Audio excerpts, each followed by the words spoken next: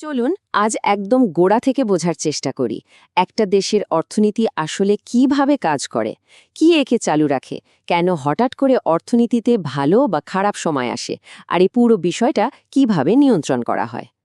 আমরা প্রথমে অর্থনীতির একেবারে মূল কাঠামো বা ব্লুপ্রিন্টটা দেখব। এরপর জানব এর পেছনের আসল চালিকা শক্তিটা কি।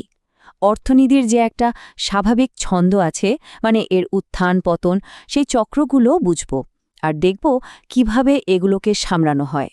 সবশেষে একটা বাস্তব উদাহরণ দিয়ে দেখব কিভাবে এক দেশের টাকা অন্য দেশে গিয়ে মানুষের জীবনে প্রভাব ফেলে। তো প্রথম ভাগে আমরা দেখব অর্থনীতির একটা মৌলিক মডেল। আচ্ছা, একবার ভাবুন তো, যদি আপনাকে একেবারে শূন্য থেকে একটা অর্থনীতি ডিজাইন করতে বলা হয়, আপনি কিভাবে সেটা বানাবেন? এই প্রশ্নটার উত্তর দিতে গেলেই কিন্তু একটা বড় সিদ্ধান্ত নিতে হবে। অর্থনীতিটা কি হবে? স্বয়ংসম্পূর্ণ, মানে নিজের যা যা দরকার সব নিজেই বানিয়ে নেবে, নাকি এটা বিশ্বের অন্যান্য দেশের সাথে ব্যবসা বাণিজ্য করবে? প্রথম অপশনটা হলো একটা বদ্ধ অর্থনীতি। এটাকে অনেকটা বাইরের দুনিয়া থেকে বিচ্ছিন্ন একটা দ্বীপের মতো ভাবা যেতে পারে। এখানে বাইরের কারোর সাথে কোনো আমদানি রপ্তানি হয় না, যা কিছু প্রয়োজন তার সবই দেশের ভেতরেই তৈরি করতে হয়। আর দ্বিতীয় অপশনটা হলো মুক্ত অর্থনীতি। এটা ঠিক যেন একটা ব্যস্ত আন্তর্জাতিক বন্দরের মতো, যেখানে প্রতিনিয়ত নতুন পণ্য, প্রযুক্তি আর টাকা পয়সার আসা যাওয়া চলছে। এই ধরনের অর্থনীতি পুরো বিশ্বের সাথে ওতপ্রোতভাবে জড়িয়ে থাকে। এই দুই মডেলের মধ্যে পার্থক্যটা কিন্তু আকাশ-পাতাল। একটা মুক্ত অর্থনীতিতে যেমন প্রতিযোগিতা অনেক বেশি, তেমনি নতুন সুযোগও তৈরি হয় অনেক। অন্যদিকে একটা বদ্ধ অর্থনীতিতে বাইরের দুনিয়ার উপর নির্ভর করতে হয় না ঠিকই, কিন্তু উন্নতির সম্ভাবনাও অনেক কমে যায়। সত্যি বলতে আজকের দিনে প্রায় সব দেশই কম বেশি মুক্ত অর্থনীতির পথেই হাঁটে। বেশ, তাহলে তো অর্থনীতির দুটো মূল নকশা আমরা দেখে ফেললাম। কিন্তু প্রশ্ন হলো, এই অর্থনীতির ইঞ্জিনটা কি? কোন জিনিসটা একে চালায়? চলুন আমাদের দ্বিতীয় ভাগে সেটাই জেনে নেওয়া যাক। একটা সময় ছিল যখন অর্থনীতিবিদরা ভাবতেন উৎপাদন বা যোগানই হল অর্থনীতির মূল ভিত্তি। কিন্তু বিখ্যাত অর্থনীতিবিদ জন মেনার্ড কেইনস এসে পুরো ধারণাটাই পাল্টে দিলেন। তিনি বললেন আসল চালিকা শক্তি হল চাহিদা, মানে মানুষ বা সংস্থাগুলো কি পরিমাণ জিনিস কিনতে চাইছে সেটাই ঠিক করে দেয় অর্থনীতির গতিপথ কোন দিকে যাবে। আর এই মোট চাহিদাকেই বলা হয় অ্যাগ্রিগেট ডিমান্ড। খুব সহজ করে বললে সামগ্রিক চাহিদা মানে হল একটা নির্দিষ্ট সময়ে একটা দেশের ভেতরে মোট যত টাকার জিনিসপত্র আর পরিষেবা কেনাবেচা হচ্ছে তার যোগফল। এর মধ্যে সাধারণ মানুষের কেনাকাটা থেকে শুরু করে সরকারের বড় বড় প্রজেক্টের খরচ সবকিছুই চলে আসে। এই মোট চাহিদাকে সাধারণত 4টা ভাগে ভাগ করা হয়।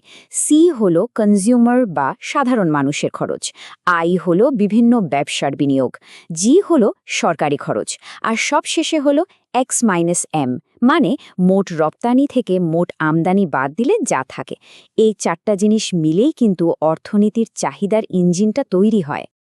কিন্তু অর্থনীতি তো আর সবসময় একই গতিতে চলে না, তাই না? এর একটা নিজস্ব ছন্দ আছে, ঠিক তরঙ্গের মতো। ঠিক যেমন সমুদ্রে ঢেউ ওঠে আবার পড়ে, অর্থনীতিরও ঠিক সেরকমই উত্থান পতন হয়। কখনো খুব ভালো সময় যায়, সবার হাতে কাজ থাকে, ব্যবসা ভালো চলে, আবার কখনো মন্দা দেখা দেয়। অর্থনীতির এই যে চক্রাকার পরিবর্তন, একেই বলা হয় বিজনেস সাইকেল বা ব্যবসায়িক চক্র। আর এই চক্রগুলো কিন্তু দুই ধরনের হতে পারে। কিছু কিছু অর্থনৈতিক ধাক্কা সময়ের সাথে সাথে আস্তে আস্তে কমে আসে, আর অর্থনীতি আবার স্থিতিশীল হয়ে যায়। কিন্তু কিছু ধাক্কা আবার সময়ের সাথে আরও বড় হতে থাকে, যা পুরো অর্থনীতিকে একটা বড় সংকটের দিকেও ঠেলে দিতে পারে। প্রত্যেকটা ব্যবসায়িক চক্রের মোটামুটি 4টা পর্যায় থাকে। প্রথমে আসে এক্সপ্যানশন বা সম্প্রসারণের সময়, যখন অর্থনীতিতে তেজি ভাব থাকে। এরপর আসে পিক বা শীর্ষবিন্দু, যেটা হলো উন্নতির সর্বোচ্চ পর্যায়। তারপর শুরু হয় কন্ট্রাকশন বা সংকোচন, মানে মন্দার সময়। আর সব শেষে আসে ট্রাফ বা সর্বনিম্ন বিন্দু, যেখান থেকে অর্থনীতি আবার ঘুরে দাঁড়ানোর চেষ্টা করে। তাহলে এখন একটা প্রশ্ন আসতেই পারে, অর্থনীতির এই যে ঢেউ বা উত্থান পতন, এগুলোকে কি নিয়ন্ত্রণ করা সম্ভব? হ্যাঁ, এই অর্থনৈতিক ঢেউগুলোকে কিছুটা হলেও নিয়ন্ত্রণে রাখার জন্য দুটো প্রধান হাতিয়ার আছে। প্রথমটা হল রাজস্ব নীতি বা ফিস্ক্যাল পলিসি, যেটা সরাসরি সরকার নিয়ন্ত্রণ করে। আর দ্বিতীয়টা হলো মুদ্রানীতি বা মনিটারি পলিসি, যেটা পরিচালনা করে দেশের কেন্দ্রীয় ব্যাংক। রাজস্ব নীতির মাধ্যমে সরকার সরাসরি অর্থনীতিতে নাক গলাতে পারে। যেমন ধরুন, মন্দার সময়ে চাহিদা বাড়ানোর জন্য সরকার হয়তো নতুন রাস্তা বা ব্রিজ বানানোর মতো বড় প্রকল্পে খরচ বাড়িয়ে দিল। আবার মানুষের হাতে যাতে বেশি টাকা থাকে সেজন্য ট্যাক্সও কমিয়ে দিতে পারে। এর একটা খুব গুরুত্বপূর্ণ অংশ হল ট্রান্সফার পেমেন্টস বা হস্তান্তর প্রদান। এটা হলো যখন সরকার কোনো কিছুর বিনিময় ছাড়াই সরাসরি মানুষের হাতে টাকা দেয়। যেমন ধরুন বেকার ভাতা, বয়স্কদের জন্য পেনশন বা বিভিন্ন ধরনের ভর্তুকি। এর মূল উদ্দেশ্যই হল মানুষের কেনার ক্ষমতা বাড়ানো। অন্যদিকে মুদ্রানীতি কিন্তু একটু অন্যভাবে কাজ করে, একটু পরোক্ষভাবে। কেন্দ্রীয় ব্যাংক সুদের হার বাড়িয়ে বা কমিয়ে বাজারে টাকার যোগান নিয়ন্ত্রণ করে। সুদের হার কমলে কি হয়? মানুষ আর ব্যবসাগুলো ব্যাংক থেকে বেশি করে লোন নেয়, খরচ করে, বিনিয়োগ করে। এতে অর্থনীতিতে গতি আসে। আমরা তো অর্থনীতির নকশা, এর চালিকা শক্তি আর নিয়ন্ত্রণের বিভিন্ন উপায় নিয়ে কথা বললাম, কিন্তু এই সব বড় বড় তত্ত্বের বাস্তব জীবনে সাধারণ মানুষের উপর কী প্রভাব পড়ে? চলুন শেষ ভাগে আমরা মুক্ত অর্থনীতির একটা খুব মানবিক দিক দেখি। আয়ের বৈষম্য কিন্তু পৃথিবীর অনেক দেশের জন্যই একটা বড় চ্যালেঞ্জ। যেমন উপসাহারার আফ্রিকার দেশগুলোর এই তথ্যটা দেখাচ্ছে যে সেখানে ধনী আর গরিবের মধ্যে আয়ের ফারাকটা বেশ বড়। একটা মুক্ত অর্থনীতির অন্যতম বড় সুবিধা হল মানুষ এক দেশ থেকে অন্য দেশে গিয়ে কাজ করার সুযোগ পায়। আর যখন এই কর্মীরা বিদেশে থেকে উপার্জন করে নিজের দেশে পরিবার বা অন্যদের কাছে টাকা পাঠান, সেটাকেই বলা হয় রেমিটেন্স। আর সবচেয়ে দারুণ ব্যাপার হলো, গবেষণা থেকে দেখা গেছে যে এই রেমিটেন্স কিন্তু আয়ের বৈষম্য কমাতে সরাসরি সাহায্য করে। কারণ এই টাকাটা বেশিরভাগ সময় নিম্ন বা মধ্যম আয়ের পরিবারগুলোর কাছেই পৌঁছায়, আর তাতে তাদের জীবনযাত্রার মান অনেকটাই উন্নত হয়। তাহলে ব্যাপারটা একবার ভেবে দেখুন। আমরা শুরু করেছিলাম অর্থনীতির বিশাল সব তত্ত্ব দিয়ে, আর শেষ করছি রেমিটান্সের মতো একটা মানবিক বিষয় দিয়ে। এটাই আসলে প্রমাণ করে যে অর্থনীতি শুধু কিছু সংখ্যা বা গ্রাফের খেলা নয়, এর সাথে মানুষের জীবন আর বিশ্বজুড়ে তাদের একে অপরের সাথে সংযোগ ওতপ্রোতভাবে জড়িয়ে আছে। হয়তো ব্যক্তিগত পর্যায়ে পাঠানো এই অর্থই বিশ্বায়নের সবচেয়ে শক্তিশালী আর ইতিবাচক দিকগুলোর একটা। আমরা তো প্রায়ই খবরে শুনি দেশের অর্থনীতি এগিয়ে যাচ্ছে বা পিছিয়ে পড়ছে, কিন্তু এই যে জিডিপি, জাতীয় আয়ের মতো বড় বড় কথাগুলো শুনি, এগুলোর আসল মানেটা ঠিক কি? চলুন আজ আমরা অর্থনীতির স্বাস্থ্য মাপার এই গুরুত্বপূর্ণ সংখ্যাগুলোকেই সহজভাবে বুঝে নিই। আচ্ছা ভাবুন তো, একটা দেশের অর্থনীতির জ্বর মাপা হবে কি দিয়ে? ঠিক ধরেছেন, এর জন্য কিন্তু এক ধরনের থার্মোমিটার আছে, মানে কিছু বিশেষ টুলস বা সূচক আছে। অর্থনীতিবিদরা এগুলো ব্যবহার করেই বোঝেন যে দেশের ভেতরের অবস্থাটা ঠিক কেমন। চলুন আজ সেই টুলসগুলো নিয়ে একটু নাড়াচাড়া করা যাক। তো আমাদের আজকের আলোচনার রোডম্যাপটা কি হতে চলেছে? প্রথমে আমরা শুরু করব সবচেয়ে পরিচিত শব্দ জিডিপি দিয়ে। তারপর ধাপে ধাপে দেখব কিভাবে ক্ষয়ক্ষতির হিসাব, দেশের আর বিদেশের সম্পদের পার্থক্য, আর সবশেষে দাম বাড়ার মতো বিষয়গুলো পুরো ছবিটাকে আরও পরিষ্কার করে তোলে। তাহলে চলুন শুরু করা যাক সেই শব্দটা দিয়ে, যেটা আমরা সবাই কম বেশি শুনেছি, জিডিপি বা গ্রস ডোমেস্টিক প্রোডাক্ট। দেখা যাক এর ভেতরে ঠিক কি লুকিয়ে আছে। জিডিপির একদম প্রথম আর সহজ কথাটাই হলো, এটা একটা দেশের ভেতরে তৈরি হওয়া সব জিনিস আর পরিষেবার মোট বাজার মূল্যের একটা হিসাব। তবে এখানে একটা খুব জরুরি নিয়ম আছে। জিডিপি শুধু ফাইনাল বা চূড়ান্ত পণ্যের দামটাই ধরে। মানে ধরুন একটা গাড়ির দাম গোনা হবে, কিন্তু গাড়িটা বানাতে যে স্টিল বা টায়ার লেগেছে সেগুলোর দাম আলাদা করে যোগ করা হবে না। কেন বলুন তো? কারণ তা না হলে তো একই জিনিসের দাম ডাবল কাউন্ট হয়ে যাবে, তাই না? আর সবচেয়ে জরুরি পয়েন্টটা হলো, এই সব উৎপাদন হতে হবে একটা দেশের ভৌগোলিক সীমানার ভেতরে। তাতে কোম্পানিটা দেশি হোক বা বিদেশি কিচ্ছু যায় আসে না, ফ্যাক্টরিটা দেশের ভেতরে থাকলেই হলো। তাহলে সব মিলিয়ে কি দাঁড়ালো? একটা নির্দিষ্ট সময়ে একটা দেশের সীমানার ভেতরে তৈরি হওয়া সমস্ত ফাইনাল পণ্য আর সার্ভিসের মোট বাজার মূল্যই হল জিডিপি। সোজা কথায় এটা অর্থনীতির সাইজ মাপার একটা স্কেল। কিন্তু জিডিপি দেখেই কি সবটা বোঝা যায়? আচ্ছা ভাবুন তো, প্রোডাকশনের সময় যে মেশিনগুলো চলছে, যে বিল্ডিংগুলো ব্যবহার হচ্ছে, সেগুলো তো পুরনো হয়, সেগুলোর তো একটা ক্ষয়ক্ষতি হয়, তাই না? সেই খরচটার কি হবে? চলুন এবার সেই হিসাবটা কষা যাক। এই যে ক্ষয়ক্ষতি, অর্থনীতির ভাষায় একেই বলে ডেপ্রিসিয়েশন বা অবচয়। মানে দেশের প্রোডাকশন ক্ষমতাটা টিকিয়ে রাখার জন্য যে খরচটা হয় সেটাই হলো অবচয়। তো আমরা যেটা করি, আমাদের মোট উৎপাদন মানে জিডিপি থেকে এই অবচয়ের খরচটা বাদ দিয়ে দিই, আর তখনই ছবিটা আরও একটু পরিষ্কার হয়। আর এই বাদ দেওয়ার পরেই আমরা যা পাই সেটাই হলো নেট ডোমেস্টিক প্রোডাক্ট বা এনডিপি। মানে ক্ষয়ক্ষতির হিসাবটা বাদ দিলে দেশের হাতে আসলে কতটা উৎপাদন থাকছে তার একটা নিট বা নেট চিত্র। আর মজার ব্যাপার হলো, অনেক অর্থনীতিবিদের মতে জিডিপির চেয়ে এই এনডিপি কিন্তু একটা দেশের টেকসই অর্থনৈতিক ক্ষমতার অনেক বেশি নিখুঁত একটা মাপকাঠি। আচ্ছা, এবার আর একটা দিলচস্প পার্থক্যে আসা যাক। একটা হলো দেশের ভেতরে কি তৈরি হচ্ছে, আর আরেকটা হলো সেই দেশের নাগরিকরা সারা দুনিয়ায় মোট কত টাকা আয় করছে। দুটো কিন্তু এক জিনিস না। এখানেই ডোমেস্টিক আর ন্যাশনালের মূল পার্থক্য। জিডিপি মাপে দেশের ভেতরের উৎপাদন, আর জিএনপি বা গ্রস ন্যাশনাল প্রোডাক্ট কি করে? জিডিপির সাথে বিদেশে থাকা আমাদের দেশের লোকেদের আয় যোগ করে, আর আমাদের দেশে থাকা বিদেশিদের আয় বিয়োগ করে দেয়। মানে এটা দেশের নাগরিকদের মোট আয়। আর আগের বারের মতোই আমরা যদি এই মোট জাতীয় উৎপাদন বা জিএনপি থেকেও ক্ষয়ক্ষতির হিসাবটা মানে অবচয় বাদ দিই, তাহলেই আমরা পেয়ে যাই নেট ন্যাশনাল প্রোডাক্ট বা এনএনপি। ধরা হয় এটাই একটা দেশের মোট আয়ের সবচেয়ে কাছাকাছি একটা পরিমাপ। এখন পর্যন্ত আমরা যা যা দেখলাম সব কিছুর ভিত্তি কিন্তু বাজারের দাম। কিন্তু এই দামের ভেতরেও আরও কিছু মারপ্যাঁচ আছে। পুরো ছবিটা পরিষ্কার করতে হলে আমাদের আরও দুটো অ্যাডজাস্টমেন্ট করতে হবে। ধরুন, আমরা দোকানে যে দামে জিনিস কিনি তার মধ্যে তো সরকারের ট্যাক্সও থাকে, আবার অনেক সময় সরকার থেকে দেওয়া ভর্তুকি বা সাবসিডিও থাকে, তাই না? এখন যদি আমরা বাজার দর থেকে এই ট্যাক্সটা বাদ দিই আর ভর্তুকিটা যোগ করি, তাহলে জিনিসটার আসল উৎপাদন খরচটা বেরিয়ে আসে। একেই বলে ফ্যাক্টর কস্ট। এটা আমাদের দেখায় উৎপাদকদের হাতে আসলে কত টাকা। এখান থেকেই একটা খুব জরুরি প্রশ্ন উঠে আসে। ধরুন, একটা দেশের আয় 10 বছরে ডাবল হয়ে গেল। তার মানে কি সেখানকার মানুষ সত্যি সত্যিই দ্বিগুণ ভালো আছে? যদি ওই 10 বছরে জিনিসের দামও ডাবল হয়ে যায়, তাহলে তো আসলে কোনো লাভই হলো না। আর এখানেই চলে আসছে নমিনাল আর রিয়েল ইনকামের ধারণা। নমিনাল ইনকাম হলো টাকার অঙ্কে যা আয় হচ্ছে সেটা, আর রিয়েল ইনকাম হলো মুদ্রাস্ফীতি বা দাম বাড়ার প্রভাবটা বাদ দিয়ে আসল ক্রয় ক্ষমতাটা কতখানি বাড়ল তার হিসাব। এজন্যই সময়ের সাথে দুটো অর্থনীতির তুলনা করতে হলে অর্থনীতিবিদরা সবসময় রিয়েল ইনকাম বা প্রকৃত আয় দেখেন। কারণ টাকার অঙ্কটা শুধু বাড়লেই হবে না, সেই টাকা দিয়ে কতটা বেশি জিনিস বা পরিষেবা পাওয়া যাচ্ছে, আসল ব্যাপার তো সেটাই। তাহলে চলুন পুরো বিষয়টা একবার একসঙ্গে দেখে নিই, কিভাবে আমরা একটা সাধারণ সংখ্যা থেকে শুরু করে অর্থনীতির একটা অনেক বেশি পরিষ্কার ছবি পেলাম। আমরা শুরু করেছিলাম জিডিপি দিয়ে, মানে মোট দেশীয় উৎপাদন।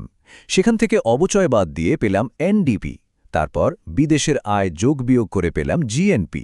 আবার অবচয় বাদ দিয়ে পেলাম এনএনপি। এরপর ট্যাক্স আর ভর্তুকি অ্যাডজাস্ট করে পেলাম ফ্যাক্টর কস্টে জাতীয় আয়। আর সবশেষে দাম বাড়ার হিসাবটা বাদ দিয়ে পেলাম আসল জিনিসটা, প্রকৃত আয় বা রিয়েল ইনকাম। এই সংখ্যাগুলো নিঃসন্দেহে একটা দেশের অর্থনীতির স্বাস্থ্য বুঝতে আমাদের দারুণভাবে সাহায্য করে। কিন্তু একটা প্রশ্ন তো থেকেই যায়, তাই না? এই সংখ্যাগুলো কি আমাদের ভালো থাকার পুরো গল্পটা বলতে পারে? আমাদের শিক্ষা, স্বাস্থ্য, পরিবেশের ভালোমন্দ এগুলোর হিসাব তো এখানে নেই। তাহলে একটা সমাজের আসল উন্নতি মাপার জন্য আমাদের কি এই সংখ্যাগুলোর বাইরেও তাকানো উচিত? ব্যাপারটা কিন্তু ভাবার মতো। জিডিপি, জিএনপি, এনএনপি এই টার্মগুলো শুনলে অনেক সময় একটু গোলমেলে লাগতে পারে, তাই না? মনে হয় যেন অর্থনীতির এক গাদা কঠিন কঠিন শব্দ। কিন্তু আজকের এই আলোচনায় আমরা ঠিক এই কাজটাই করব। এই সবগুলো পরিভাষাকে এক এক করে ভাঙব, দেখব কোনটা কি বোঝায়, এদের মধ্যে সম্পর্কটা কোথায়, আর পার্থক্যটাই বা। তো প্রশ্নটা হলো, এগুলো কি আসলে একই কথার এদিক ওদিক? উত্তরটা হচ্ছে একদমই না। যদিও শুনতে প্রায় একই রকম লাগে, কিন্তু এই প্রত্যেকটা সূচক একটা দেশের অর্থনীতির এক একটা আলাদা চিত্র আমাদের সামনে তুলে ধরে। চলুন এই ভিন্ন ভিন্ন গল্পগুলোই আজ আমরা শুনব। তো এই হলো আজকের আলোচনার রোডম্যাপ। আমরা প্রথমে বুঝব এই স্কোর কার্ডগুলোর মানে কি। তারপর একদম গোড়া থেকে শুরু করব জিডিপি দিয়ে। এরপর দেখব মোট আর নিট মূল্যের পার্থক্যটা কি। তারপর জানব অভ্যন্তরীণ আর জাতীয় উৎপাদনের মধ্যে তফাৎ। শেষে আমরা জাতীয় আয় কিভাবে গণনা করা হয় এবং তার থেকে ব্যক্তিগত অংশ কিভাবে বের করা হয় সেটাও দেখব। আচ্ছা, এতগুলো আলাদা আলাদা নাম কেন? কারণটা হলো এগুলো একটা অর্থনীতির হেলথ রিপোর্টের মতো।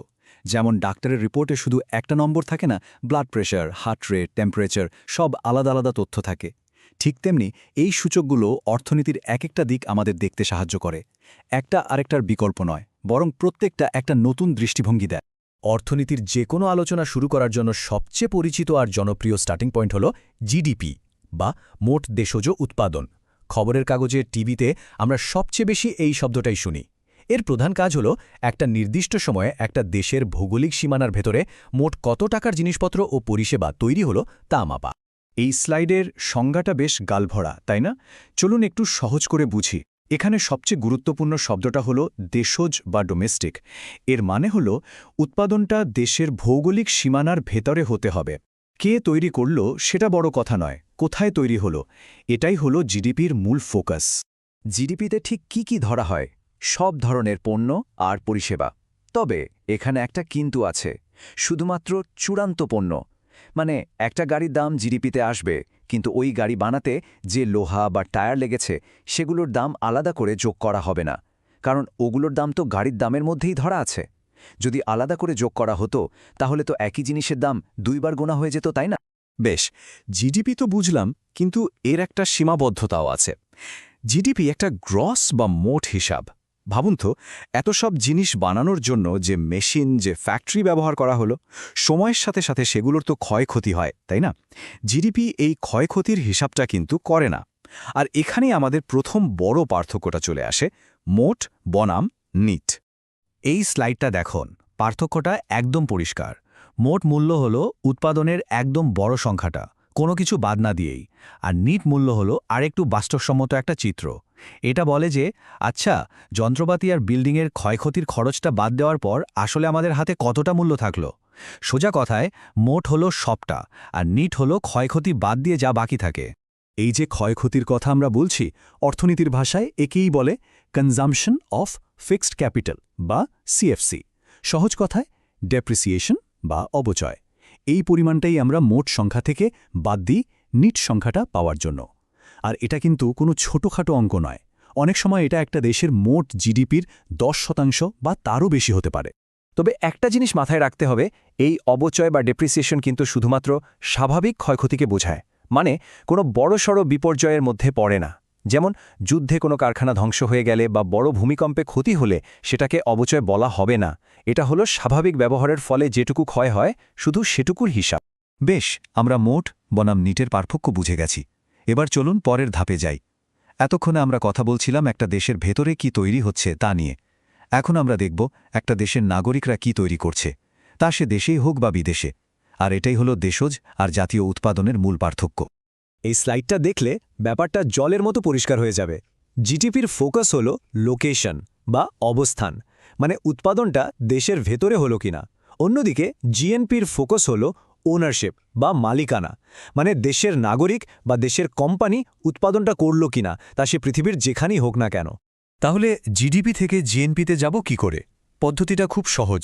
প্রথমে জিডিপি নিন, এর সাথে যোগ করুন আমাদের দেশের নাগরিকরা বিদেশ থেকে যা আয় করে পাঠাচ্ছে, আর এর থেকে বাদ দিন আমাদের দেশে কর্মরত বিদেশিরা যা আয় করে তাদের দেশে পাঠাচ্ছে। এই যোগ বিয়োগ করলেই যা পাওয়া যায় সেটাই হলো মোট জাতীয় উৎপাদন বা জিএনপি। দারুণ, আমরা জিডিপি থেকে জিএনপিতে চলে এসেছি, মোট থেকে নিটের পার্থক্যও বুঝেছি। এবার আমরা আমাদের হিসাবকে আরও একটু নিখুঁত করব। এতদিন আমরা কথা বলছিলাম উৎপাদন নিয়ে, এখন আমরা মাপব আয়। মানে এই সব উৎপাদনের ফলে দেশ আসলে কতটা উপার্জন করল। আর সত্যিকারের আয়ের হিসাব করতে গেলে তো ক্ষয়ক্ষতি বাদ দিয়েই করা উচিত, তাই না? তাই আমরা নিট ফিগারটা দিয়েই শুরু করব। এই স্লাইডের কথাটাই বলছে যে আসল আয় বুঝতে হলে নিট উৎপাদন দিয়ে শুরু করা ভালো। তো আমরা শুরু করব নিট জাতীয় উৎপাদন বা এনএনপি দিয়ে। কিন্তু এখানেই শেষ নয়। জাতীয় আয়ে পৌঁছতে হলে আমাদের সরকারের ভূমিকাটাও হিসাবে আনতে হবে, কারণ সরকার কিছু জিনিসের ওপর ট্যাক্স বসিয়ে দাম বাড়িয়ে দেয়, আবার কিছু জিনিসে ভর্তুকি দিয়ে দাম কমিয়ে দেয়। এই অ্যাডজাস্টমেন্ট আমাদের করতে হবে। এর পেছনের যুক্তিটা খুব সহজ। আমরা এনএনপি থেকে সেই সব ট্যাক্স বাদ দিই যেগুলো পণ্যের দাম বাড়িয়ে দেয়, কারণ ওই টাকাটা তো আর উৎপাদনকারী পায় না, ওটা সরকার পায়। আর তার সাথে আমরা যোগ করি সরকার থেকে পাওয়া ভর্তুকি, কারণ ওই টাকাটা উৎপাদনকারীর আয় বাড়িয়ে দেয়। এই হিসাবটা করার পরেই আমরা যেটা পাই সেটাই হলো জাতীয় আয় বা ন্যাশনাল ইনকাম। আমরা প্রায় আলোচনার শেষে চলে এসেছি। এখন আমাদের শেষ ধাপ। আমরা জাতীয় আয় তো বের করলাম, কিন্তু এই পুরো টাকাটাই কি দেশের মানুষ বা প্রাইভেট কোম্পানিগুলোর হাতে সরাসরি চলে আসে? না, আসে না। দেশের মোট আয় আর মানুষের পকেটে আসা আয়ের মধ্যে একটা পার্থক্য আছে, আর এই শেষ অংশটিকেই আমরা বলি ব্যক্তিগত আয় বা প্রাইভেট ইনকাম। তাহলে বাকি টাকাটা যায় কোথায়? দেখুন, জাতীয় আয় থেকে বেশ কিছু অংশ কেটে নেওয়া হয় যা সাধারণ মানুষের হাতে আসে না। যেমন কোম্পানিগুলো যে লাভ করে তার উপর সরকারকে ট্যাক্স দিতে হয়। আবার সরকারি কোম্পানিগুলোর লাভও জাতীয় আয়ের অংশ, কিন্তু সেটা ব্যক্তিগত আয় নয়। তাছাড়াও কোম্পানিগুলো তাদের লাভের পুরোটা তো আর মালিকদের দিয়ে দেয় না, কিছুটা ভবিষ্যতের জন্য রেখে দেয়। এই সব কিছু বাদ দেওয়ার পর যা থাকে সেটাই হলো ব্যক্তিগত আয়। এই স্লাইডটা হলো আমাদের পুরো আলোচনার একটা চমৎকার সারসংক্ষেপ। দেখুন, আমরা জিডিপি দিয়ে শুরু করেছিলাম, যেটা দেশের ভেতরের উৎপাদন মাপে। তারপর নাগরিকদের মালিকানা যোগ করে জিএনপি পেলাম। সেখান থেকে ক্ষয়ক্ষতি বা অবচয় বাদ দিয়ে পেলাম এনএনপি। আর সবশেষে ট্যাক্স আর ভর্তুকি অ্যাডজাস্ট করে আমরা পেলাম জাতীয় আয়। পুরো ব্যাপারটা যেন একটা পেঁয়াজের খোসা ছাড়ানোর মতো, একটার পর একটা স্তর পেরিয়ে আমরা ভেতরের দিকে যাচ্ছি। আলোচনার শেষে একটা প্রশ্ন থেকে যায়, এতগুলো সংখ্যা যখন আমাদের হাতে, তখন কোনটা দিয়ে আমরা একটা দেশের অর্থনৈতিক স্বাস্থ্যকে সবচেয়ে ভালোভাবে মাপব? আসলে এর কোনো একটা নির্দিষ্ট উত্তর নেই। এটা নির্ভর করে আপনি কি জানতে চাইছেন তার উপর। আপনি কি দেশের ভেতরের অর্থনৈতিক কর্মকাণ্ড নিয়ে বেশি আগ্রহী? তাহলে জিডিপি দেখুন। নাকি আপনি জানতে চান সারা বিশ্বে ছড়িয়ে থাকা আপনার দেশের নাগরিকরা কেমন করছে? তাহলে জিএনপি দেখুন। প্রত্যেকটা সংখ্যাই এই বড় গল্পের একটা গুরুত্বপূর্ণ কিন্তু ভিন্ন অংশ আমাদের শোনায়।